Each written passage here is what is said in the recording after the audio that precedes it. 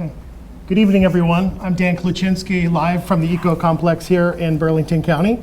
We're so glad that you're joining us live for our speakers panel.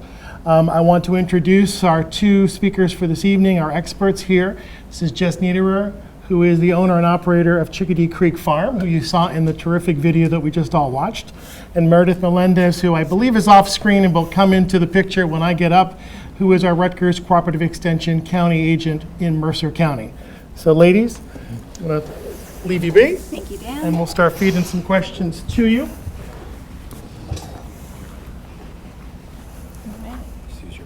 You may want to repeat the questions after. Okay. Exactly. So, do you want to start with questions here in the room? I have one and then I'll start. Sounds good. So, Jess, can you speak a bit to the varieties of lettuce that you're growing? Yes, I can. What you've had experience with that has worked and not worked for you? Yeah, the varieties are really a big thing about winter lettuces. Almost as big as that whole moisture temperature management thing. That is more important than variety, but next to that is varieties.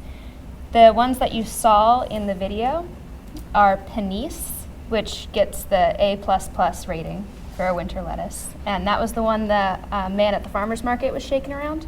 That's Penice. The Salanova green butter was also in the high tunnel. And then Magenta, which was the red leaf lettuce in the high tunnel. One that you didn't see, but is also a really good high tunnel variety is Adriana, and that's a butterhead. So those are the ones that I've come across and kept with and didn't kick off of our roster. But we've been through so many lettuces in the tunnels in the last 7 years. Most of the butterheads don't hack it through the winter and through the really cold environments. So most butterheads should not be played around with too much. Even if they say they're cold tolerant or winter hardy, some of those adjectives that get thrown around in seed catalogs are only cold tolerant to 25 degrees, but it's going to get so much colder than that. But the other generalization you could make about varieties is that many of the heat-tolerant varieties are also cold-tolerant varieties. So many of the Batavian-style lettuces are going to have excellent performance in winter high tunnels. They also size up quickly, and that's one of the things that you're looking for too. There's a number of lettuces that will survive the winter, but they're going to grow so slow that they're not going to do you much good. We do have lists of varieties that are available online for what's recommended. And one article that I recently read in Mother Earth News by a woman named Pam Dowling lists probably 25 varieties that she's gone through that have worked for her. But you should note in that article she's talking about harvesting leaf by leaf instead of harvesting a whole head. So that is a little bit different. Another question is, you mentioned about aphids and also disease. Do you use any IPM or other types of monitoring practices to determine if a problem is beginning to occur and then reacting to it? So on our farm, we don't use a Rutgers IPM specialist to come out and check for things. We have 7 people working on the farm, and we touch and handle our produce every week, usually twice a week. So we are all over the place seeing everything all the time. So in terms of being able to notice a problem like aphids or a burgeoning disease issue, we're going to be hands-on with the lettuce crop, especially twice a week right now. And I would say that if you were deciding on your own operation how often you might have to check on something, it would be once a week at minimum. And if you weren't going to be harvesting thoroughly, you would want to establish some kind of grid pattern on your own for how you checked on lettuce. Though if we're specifically talking about insect problems, you're going to see issues emerging on the outside of a block. So on a high tunnel, I would especially want to look at those opening and closing sides of the tunnel, because that's where you would, or near the door, that's where you would see an insect problem first. I'm going to continue with more kind of production questions. We'll group these that we're getting in from the various sites. The one question was, how many plantings do you get of winter lettuce per quote-unquote season? Right. We do one planting of winter lettuce. You don't have a lot of regrowth and regeneration between the months of November and then early March. And for us on our farm, we have tomatoes or ginger in our high tunnels and all of those other months of the year. So if we were just growing lettuce, we might have that spacing a little bit different, but for us it makes the most sense to have a different profitable crop in the tunnel for all the other times. So we seed the head lettuce in the greenhouse on September 15th, and then we transplant it into the high tunnel between 1 and 1.5 months after that. And when we're direct seeding our salad mix into the high tunnels, we're doing that between October 15th and October 30th. And again, it sort of depends on when we get the ginger and the tomatoes out of that space for when we start to fill it with the winter crop. Just some quick feedback from the other sites too. Just when we get a question from the other sites, if you guys can look at the camera when responding. So Okay. And just put your arms on the table, feel like you're more connected to them. Let me get closer to Okay, you. so we're going to continue with some production questions. The other questions which have come in have to do with ventilation. Do you use any fans? And then how do you determine when you are going to pull your material over the heads of lettuce inside the hoop? Like, what is that deciding factor? Temperature, Okay. forecast, what it might be? All right. Do you want me to be repeating the questions? Are we good? No, you don't have to. Okay. All right, so our high tunnels, it would be really neat if we had electricity at them, but we don't. So we also don't have fans. We do try to make sure we have a ridge, not a ridge vent, but a louver type vent up at the peaks of the end walls. That really helps for airflow considerations and air circulation.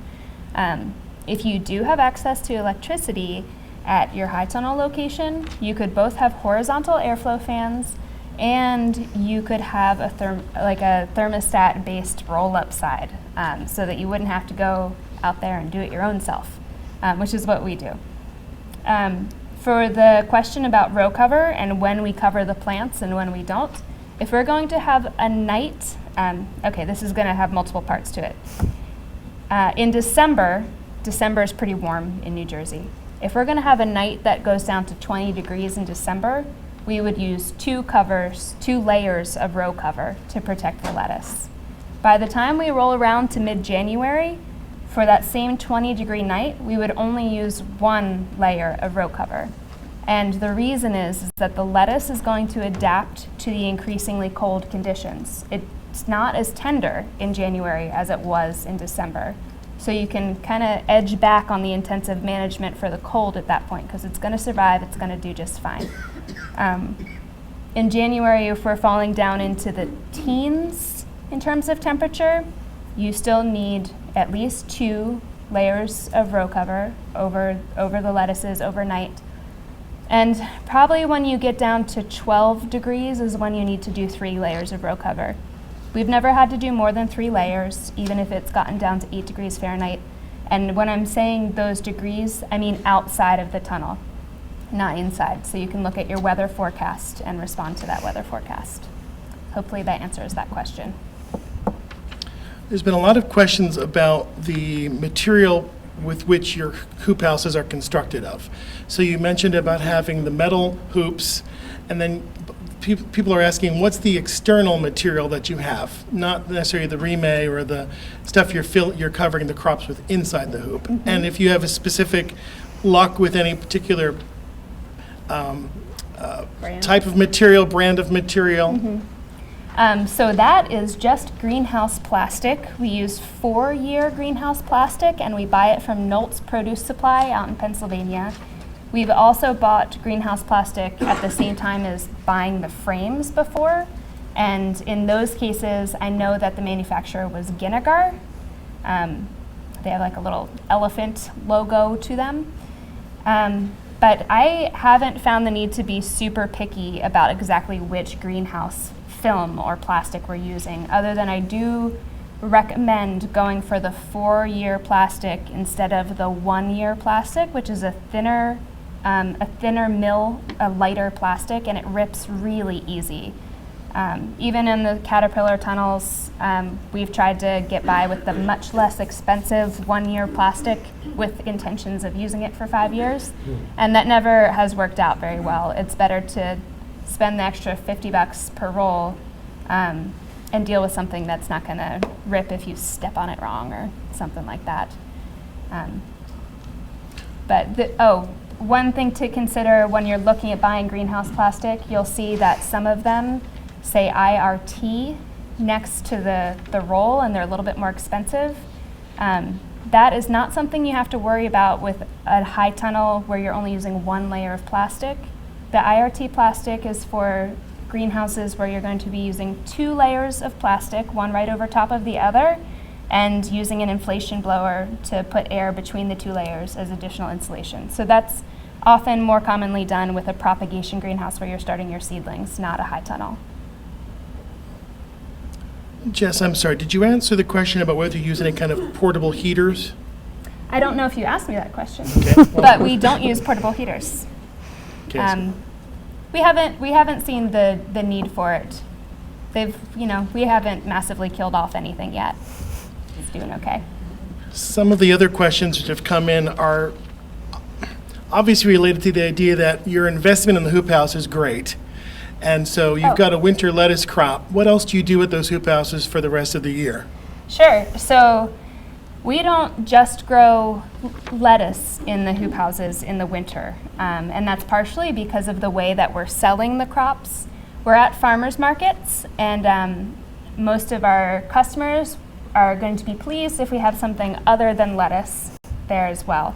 So in the winter, we're also growing spinach, we're also growing radishes, pea shoots, kale, Swiss chard, sweet salad turnips, and scallions, and tatsoi and bok choy and arugula. So we do all of that in the winter. It's basically the same growing practices and considerations as with head lettuce, though head lettuce is the most profitable of all of those ones that I mentioned. So if you're going to pick one to start with, pick the one that's going to pay off.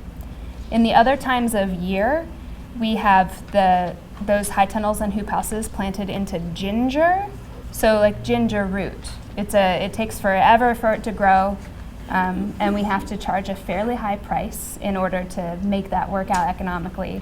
But our customers are obsessed with the ginger, so it makes sense for us. And then we also grow tomatoes in the tunnels as well. We focus on just an early tomato crop for the tomatoes. We don't put focus into trying to make that season last very long into the fall. People actually do get sick of tomatoes, so. So I'm going to slightly switch gears here and get into some questions about labor. Because a lot of questions that are coming in are asking, how many workers do you employ? Do you use equipment to do a lot of this work for seeding, et cetera, or is it hand labor? And also, a few people want to know if you'd like some apprentices so they can learn under you. We are still hiring 1.5 people for the 2017 growing season. But I would apply fast because we just got in 5 applicants today.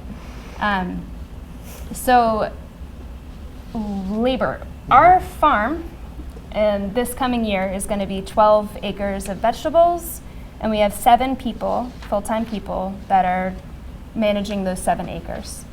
Many of the budgets for this project in particular, for winter lettuce, is talking about like a 30 by 96 hoop house, I think. So let's just talk about that for a second. If I was going to be managing a 30 by 96 foot hoop house, I would do that myself in about 6 hours a week. I would not hire anybody for that. I would just do that part-time. All right, so if you're just talking about the winter lettuce, it's not really a lot of labor consideration involved. I would use the walk-behind rototiller on that scale. I would probably just use a 4-wheeler with a drawn-behind cart to put compost down, and I would buy a push seeder for direct seeding. You're talking about $110 investment for that, for an earthway seeder. and I would transplant by hand. And that would sum it up. I just did it for you folks. Go on, go on and start your lettuce farms. No excuses. But on our scale, especially with that new tunnel that most of the filming was done in that tunnel, we can use all of our same tractors and equipment and implements that we're using on the rest of our field production right through that tunnel. So that makes it really, really very fast to do the work, the soil prep in there. The reason we're not using our tractor-drawn transplanter for that, we are transplanting by hand instead, is because we want the head lettuce to be much more dense than that particular transplanter can manage to dibble for. Dibble means make a hole in the soil for the plant to go. And the high tunnels are expensive. So it matters if we have 4 rows versus 5 rows of head lettuce in one bed in the high tunnel. So people can actually transplant by hand as opposed to on a water wheel transplanter just as fast. So it's equally as fast to just do it by walking along and putting the plants in as it is to be on a water wheel transplanter. It's just less comfortable to be walking along and doing it by hand. There's more stooping over. So, but it's not really it's not a labor losing situation, except for the tiring out factor. Okay, I'm going to ask a few more questions that relate to production. And just so I get the rest of the other sites, we will take a break at 7 o'clock. And then later on, we will come back to the panel and we will have some more questions. So then we'll start to focus on handling food safety and marketing issues. Related to production, do you produce your own seedlings? And do you find that to be more cost effective than purchasing plugs from a purveyor? Mm-hmm. We produce our own seedlings on our farm. I would just remind people that our farm is certified organic. So there are not a whole ton of places where we could purchase seedlings from. We're producing our own seedlings for the whole 12-acre vegetable farm. And I feel very particular about the varieties that we're working with and the planting schedule that has worked best for our marketing and our customers and needing successions for the farmers markets. 12 acres isn't actually a lot of vegetables at all. This is a small farm that we're talking about. So to have, I think in the middle of the season we have 12 different successions of head lettuce. I'm not going to be able to find a place to buy head lettuce starts from that are going to do minuscule plantings for me and the varieties that I want. So on our scale, it does not make sense to buy the starts from somebody else. Jess, would you also maybe give us a little bit of more information about your soil amendments and your fertility program? Sure. So when I started farming on this farm, it had a pH of 5.4 and low everything. So NPK were pretty low. Micronutrients weren't terrible, actually.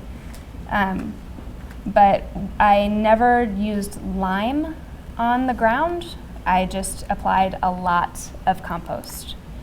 We made compost on our farm out of municipal leaves. We would windrow them, compost them down, and then apply it at 20 tons per acre, which is a very high rate. After doing that for about 5 years, the pH was up to 6.8. Most of the nutrients were pretty good except for potassium, which had been drawn down for years from repeated soybean crops. So we still had to add some sulfate of potash to bring up the potassium. And we find that a vegetation-only based compost, so a compost that doesn't also have manures, often does not have enough nitrogen for many of the vegetable crops. So a nitrogen amendment has to be added to the compost as well. In our case, it has seemed that the most cost-effective and medium speed release nitrogen has been soybean meal.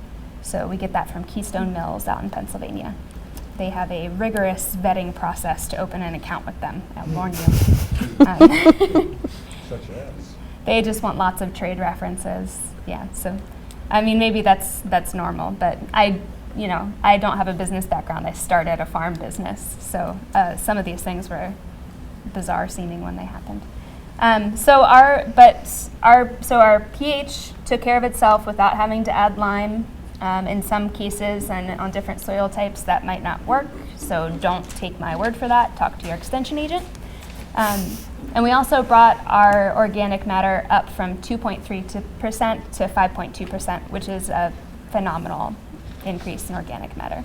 So that does mean that our soil has like banked fertility in it now. It's good stuff. It's good stuff. Okay, we're going to take our break at this moment. So for the location here at Eco Complex and the two outside locations, or I should say outside to us, we'll take a break until 7:10, and we'll come back and we'll talk about the SWOT analysis, and then after that we'll have additional questions for the panelists. Okay. Thank you. Jess, are you in relation to Mark? Yes. Yeah. Uncle Mark.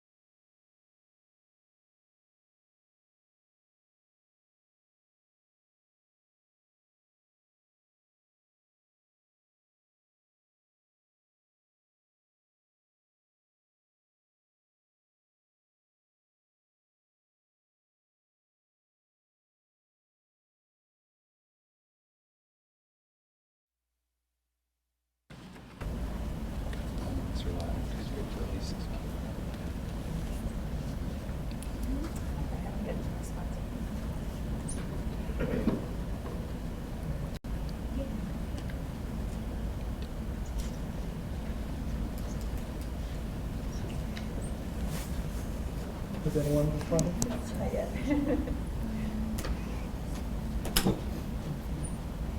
We're having a SWAT party everywhere else. Maybe no one called the SWAT team. We knew that was coming. It's only a matter of time I had to use it. Does anybody here already have a high tunnel? It was fun. Yeah. So, let's see the questions. Yeah, they're not hard to build. They're not. You can do it alone. You can build them alone. Okay, we are back after the SWOT analysis that was discussed and conducted at each of the sites. And we're going to continue on for the next 15 minutes with additional questions for our panelists. I want to continue with the production questions because there were a lot of them that came to me through the chat window. And a number of them have to deal with wildlife. You've got crops growing in the fields, you've got them in hoops. Do you have any problems or issues with wildlife? And then related to that, for Meredith, what food safety issues arise if there is an animal which gets into a high tunnel or in the field? So in the high tunnels, the only animals, wildlife that we have issues with are voles. There's not, and slugs, but I think we're probably talking about furry things right now. So it's really just voles. Out in the field, we have problems with deer, with groundhogs, and anything else that lives in our ecosystem is also there. So where we have things like voles and groundhogs, we also have the predator animals that will be around as well. Yeah, but in the high tunnels, it's just the voles. So Jess mentioned deer out in the field, and certainly the other animals as well their fecal material can pose a risk. We've had some large-scale outbreaks with human illness traced back to wildlife in the field, so we encourage growers to have risk assessments.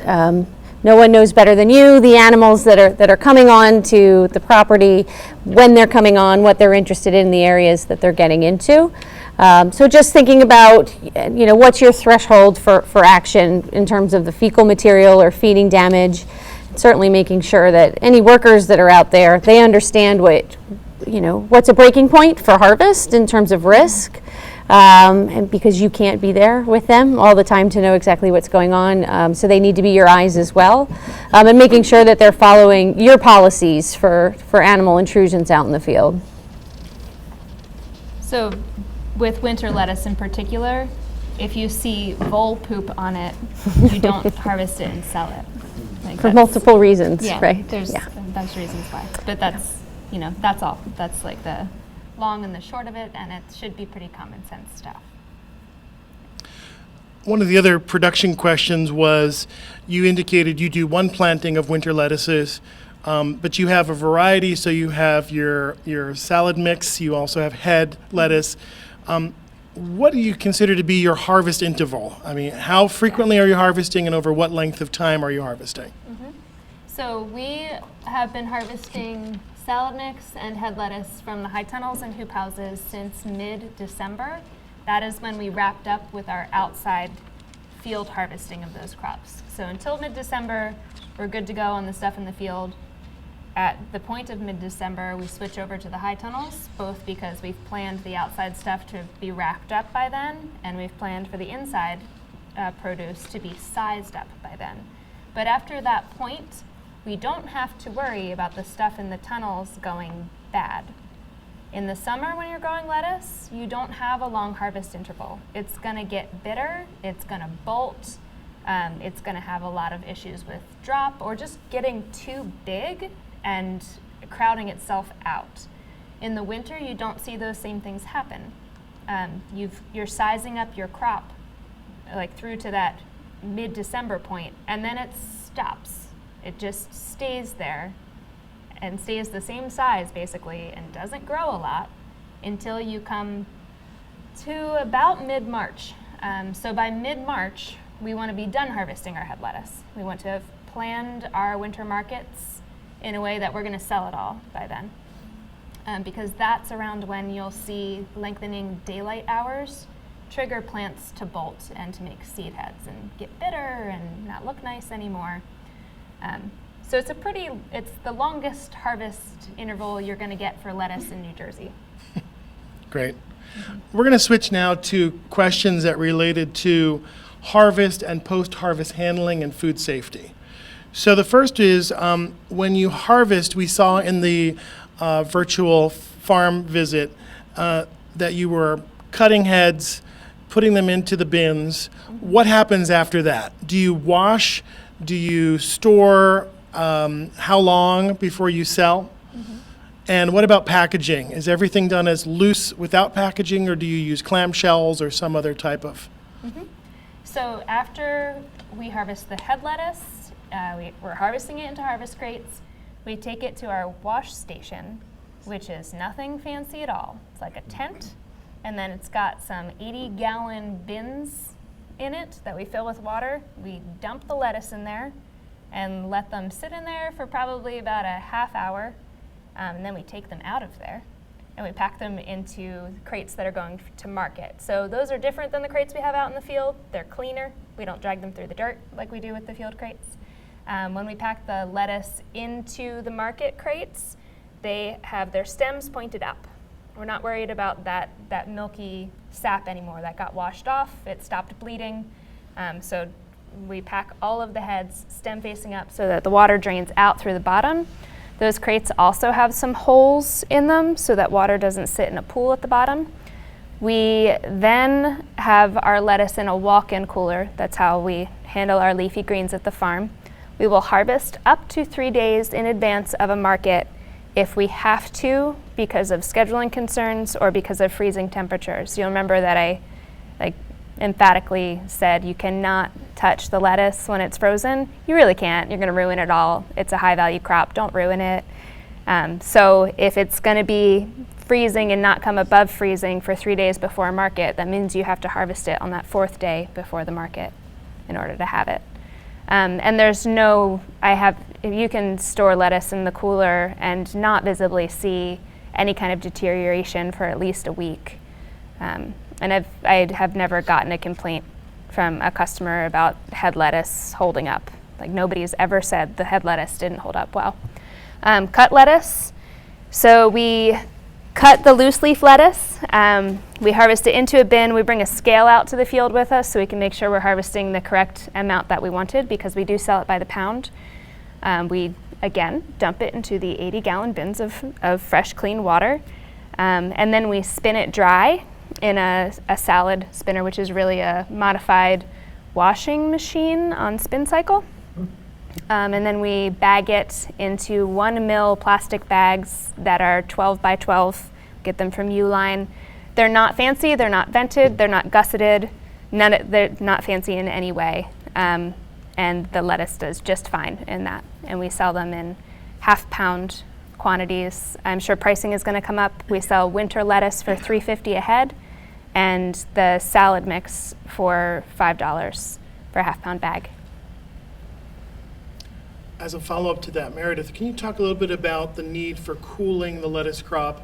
So Jess, obviously, we're talking about winter production, but if you have warmer season production, what do you need to do in terms of getting that crop stabilized in terms of temperature? Right. So temperature is probably the most important thing, particularly during the warmer parts of the year with harvest. So like we said in the video, we're looking to get lettuce down to 32 degrees for storage as quickly as possible. So, within a period of an hour between harvest and starting that cooling process is ideal. So if you're not able to get it into the cooler very quickly, at least get it into the shade so it's not picking up heat from the sun. And then, of course, washing it, dunking it in those dunk tanks is a great way to remove some of that field heat as well. Mm-hmm. Great, thank you.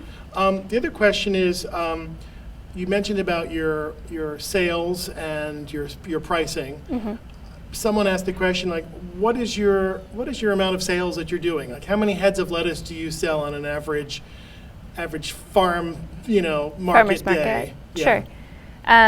So with our CSA pickups every week, I think we do 25 heads every week through the winter.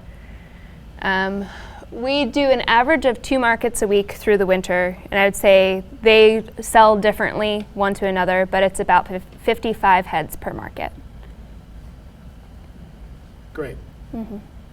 There's going to be really pretty intense variation from farmer's market to farmer's market that you're at, though. Like you would really have to check that out before assuming you're going to sell 55 heads of lettuce at a market. You mentioned that you operate a CSA and that lettuce is just one of the crops that you harvest. Do you also market to restaurants or other retail sources? So I wouldn't consider selling to restaurants to be retail. Like they are the retailers, but I would be the wholesaler to the restaurant. I do not do any wholesaling of our produce. So when we sell it, it's all right to the end user, to the customer.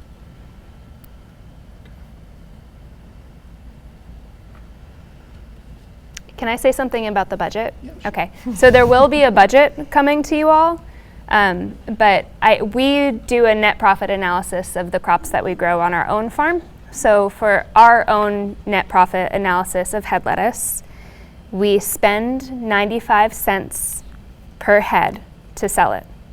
So that means we are making $2.55 per head when we sell it. And that's like this fantastical ratio of profit that you don't get with too many farm crops. So I just wanted to say, like, you do have to put up a high tunnel and all, like that's expensive stuff, but it's also, it really works out in terms of a calculation at the end of the day. I want to go back to a few of the production questions that came in. So in the video, you talked a lot about your concerns about disease, and that we all know that disease occurs because we have a host plant that the disease is willing or able to get into and cause a problem. We also have the problem child, the disease itself, and we have conditions, and you talked about moisture a lot. Yeah. Can you talk about any experience you've had where you've had a significant infection or infestation of something, and how you dealt with that, and what does that mean in a permanent high tunnel circumstance? Sure. So because we grow a lot of different things through the winter, it does mean that where we have lettuce right now, we won't have lettuce at least next year. And for many of our crops, we really want a 3-year rotation away from the same crop family. And we don't quite get that in the high tunnels, but we can usually at least finagle a full gap year between overlapping lettuce with lettuce. So the theory there is that we're cutting down on the soil base for any of those diseases to stay alive, to have the inoculant there. Not that it really matters because we're a vegetable farm and we're small, so the inoculant is like everywhere on the farm, and every time the wind blows, everything's getting inoculated. So that comes down to moisture, because you don't get a plant disease unless the plant is wet at the time that the disease inoculant touches the plant. Like you usually need numerous hours of a wet plant surface for that plant to get the disease. So that's why I emphasized moisture constantly. If you don't have the plant be wet, then it is not going to get sick. And in the early years of the farm, I think I was just like really exhausted from working all the time, that it was harder to come to the farm promptly all throughout the winter every day that needed the tunnels opened and closed and row cover taken on and off. I think there was just some time where I was so burnt out that the idea of taking the row cover off the lettuce, that was just not freaking gonna happen. But that is when the lettuce died, because it really is important that the crop can air out and dry off. So yes, I have killed the lettuce. But the lettuce really doesn't die if it gets the chance to dry out. So if you really do open and close the doors when they should be open and closed, and take off the row cover when it doesn't need to be there, the lettuce will not die. But yeah, you'll kill the lettuce if you leave the row cover on and if you don't open the doors. Another question which was very popular earlier and I missed was about harvesting. You showed in the video that you hand harvest using a knife. Are there other methods that you use, and how have those worked out, or is it nothing better than the ability to go out there, inspect the crop, hand pick what you want to harvest, and slip a knife in and you're done? I think that's the way people harvest lettuce, like everywhere. So I'm like head lettuce, at least. I haven't seen mechanical harvesting of head lettuce, even on very large scales. Head lettuce is harvested with I'm in agreement knives. with you. Yeah. So like that's the way to do it. Yeah. I'm a soybean expert, so I apologize. No, it's okay. Becoming But a the- lettuce expert. But the question was asked, and so I think it's a good one to make Oh, sure. sure. that Yeah, people you just need a understand. knife. Yeah. Yeah, but it's nice if it's a sharp, clean knife. In terms of the post-harvest handling again, you talked about taking your bins and dumping them, or putting them into the large drum. What other, or maybe for Meredith too, like what are the wash station protocols? What should someone have as a basic setup in order to make sure that they are handling the produce appropriately? So in terms of post-harvest handling with the cleaning and the packing and getting it into storage, we want to focus on any water that you're using post-harvest and making sure that it's been tested and that the results are 0 generic E. coli, and that will keep you in compliance with any potential inspections or audits that you might have in your future. And it also ensures that water coming into your packing area is quality water. There's certainly sanitizers available for growers to use to help keep that water clean. When you're adding sanitizers to dunk tanks and wash water, you're just keeping the water clean. You're not sanitizing the produce that goes through it. So sanitizers are a great way to take what could be a small problem and prevent it from becoming a large problem. And we've seen this in some high-profile accounts with produce in the past. We also think about the surfaces that the produce is coming in contact with that lettuce. So you want to make sure your harvest bins and anything that's a solid surface that's coming into contact with that is in good repair, so it's not doing damage to your crop. And that it can be cleaned and sanitized as well, because human pathogens, as well as pathogens that'll become a post-harvest issue in storage and transport, they can reside on those surfaces. So wood is something that can't be sanitized. It's a splinter concern and can get rough and do damage to a crop. So if you're using wood in the packing house now, you can just cover that with linoleum. That's a nice smooth surface. It's cheap and easy enough to sanitize. And so I think that covers the basics of it. And yes, washing machines, we do see those in use, and just I think taking it apart is a good idea. Meredith stumbled That was on our priceless. farm while I was taking apart a washing machine to clean it all away, because there's a lot of, you should take it apart as much as you can before using it. So there's a lot of plastic crap in there that's not necessary for spinning lettuce dry. That's all got to come out so that it can be completely cleaned down. And I would also just say that in our wash station, we try to make sure that everything we use has the opportunity to completely dry when we're done with it. So we don't leave water in the bins. We don't even leave the bins right side up. Like, they get turned over so that they can dry out. The washing machine gets sprayed down and scrubbed down, and the lid is left open so it can dry out. Because again, a lot of pathogens life needs water. So if you take away the water, like you're gonna come a long way in just keeping things neat and clean. One other consideration for the harvesting and safety and stuff, you're working with knives and you're working with hands and fingers, and you're gonna cut yourself eventually. Even if you're pretty good with knives and you've been doing it for a long time, somebody will ask you a question right as you were slicing a head of lettuce. So if you bleed on the produce, you don't sell it. And having supplies for your crew to put a Band-Aid on, but then also put latex or nitrile gloves on after that happens. So if people get cuts on their fingers, you have to wear gloves. Like, you have to have isolation between blood and produce, because the cuts are going to happen. So having those supplies on hand so that everybody who's working with you knows where they are, they're in a consistent place, it's in the same place in every truck or in the same place in every building, stuff like that. Accessibility is good. Yeah. And communication. Great. Well, I'm going to take this time to thank both Jess and Meredith for their time here on the panel. I think they've offered a lot of great information, answered a lot of questions. We also want to remind everyone that there are resources in the packets that they've received before the event and also this evening. There are fact sheets on the food handling and safety issues, which will be formalized with publication and up on the website. And as Jess mentioned, there will also be the crop budget. So we look for that information to enhance what you've learned so this evening. So thank you both very much. You're welcome. Thank you. Yeah. And there's a round of applause here in the Eco Complex. Proof that. Yeah. We're going to take time now to pass out the evaluations for tonight's program. And I will be in front of the camera in just a few seconds to provide instruction to the on-site and off-site participants. Oh, should I hand these out? And I'm going to take one. Okay.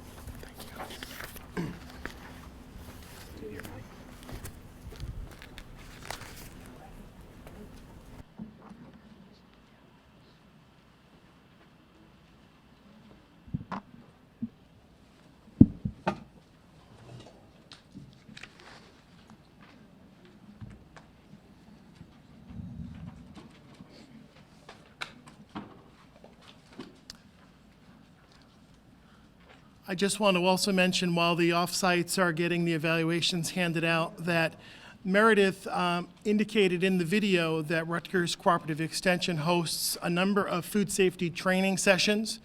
Those are available, the information on those are available from our website.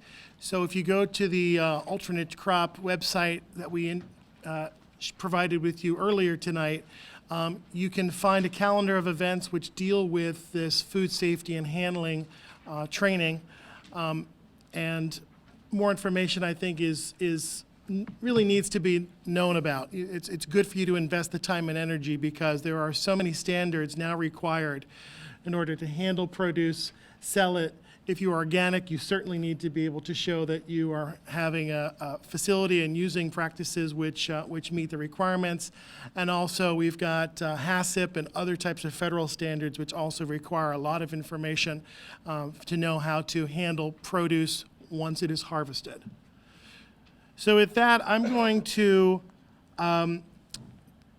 instruct you all about the evaluation that we will be conducting on the program. As I mentioned at my site and probably at the other sites, we've received funding from the USDA to support these programs, and one of the things that they've asked us to do is to evaluate the program and ask you as a participant to help us do so. So what you all should have in front of you is a copy of our evaluation form. And there are 2 pages here, which everyone should see. The first is an information sheet. It's a cover letter, and this is called a consent form. This is required by federal human subjects research to inform you all that you are being asked to participate in a study and that your information is going to be used for certain purposes, primarily for us to report back to our funder and also to publish any information that we have about what people thought of the program and what they've learned and what they plan to do with the information that they got at these sessions. So the consent form is rather lengthy, but I do need to point out to you that I am running this study, and if you have any questions about it, my contact information appears on the back page. And you'll be asked to answer 6 questions, and that survey you can tear free from that cover sheet, right? And then what we were asking you to do is to make sure that you put your name at the top. What we will do is we're comparing that to the enrollment records so that we know at which location people attended. The information on your personal information, your name, will be removed and from the data that we then summarize. So there's no way that we'll be able to connect you with the information you've provided. And the questions ask you a number of things about, are you currently farming the crop or not? What knowledge you had after you've attended the session and what knowledge you now think you had before you attended. So make sure that question 2, you're looking at that correctly. We're asking you, what did you learn after you've attended the session, and then asking, what did you know before you attended it? On the second side of the evaluation, we ask whether you plan to attend future sessions or to review the material that we've presented online. And lastly, we ask you to rate the quality of the presenters, the session itself, what value it had to you. And finally, there are 2 questions that we ask which are not required to be answered, but we would like to know because USDA is asking, how many years of farming have you been involved in, and how do you identify your gender? That would also help us to determine whether we're meeting a female audience, which the USDA considers to be a minority audience. So if there's any questions about the evaluation, you can ask those providing assistance at your site. You can then just pass them down the row and we'll collect them. And with that, I would like to sign off from the Eco-Complex. Thank you all for your attendance and your attention this evening. We hope that you will attend our next session, which will be held in March on specialty peppers. And we encourage you to be in contact with us, look at our website, and gather more information as you plan for expanding your crop repertoire with winter lettuce. Thank you very much.